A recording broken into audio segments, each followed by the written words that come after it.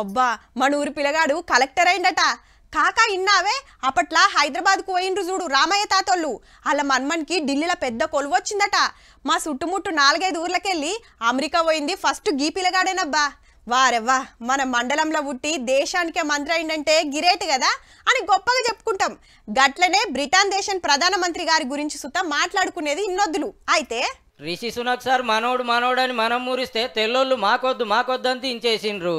Britain ఎలక్షన్ల సారోళ్ల party సిత్తు ఓడిపోయింది. 14 ఏళ్లు పవర్లు ఉన్న కన్జర్వేటివ్ పార్టీని పక్కకు నూకి లేబర్ పార్టీకి జేజేలు వలికిండ్రు పబ్లిక్ అంతా. ఇక కైర్ స్మార్టర్ గారు కొత్త ప్రధానమంత్రి కాబోతుంటే ఓటమికి నాదే జిమ్మెదారని పాత ప్రధానమంత్రి ఒప్పుకున్నాడు. I have heard your anger, your disappointment, and I take responsibility for this loss. ఇంతకు రిషి సునక్ సార్ ఎవరంటే మన Infosys company owner Narayanamurthy sir వాళ్ళ అల్లుడు.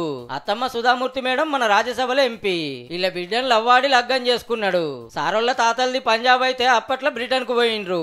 రిషి సార్ ఆన్నే పుట్టి ఆన్నే చదివి ఎంపీ అయిండు, మంత్రి అయిండు. అనుకోకుండా 2 ఏళ్ల కిందట ప్రధానమంత్రి పదవికి ఎక్కితే దేశాన్ని మస్తు డెవలప్ చేస్తాడని మురిసిండ్రట.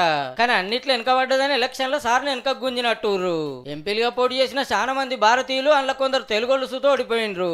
ఇక మనం మురిసిపోవాల్సింది దేనికంటే మనల్ని తెల్లోళ్ళు 200 ఏళ్ళు వెళ్తే ఆ తెల్లోళ్ళని మనోడు 2 ఏళ్ళని వెళ్ళినందుకు.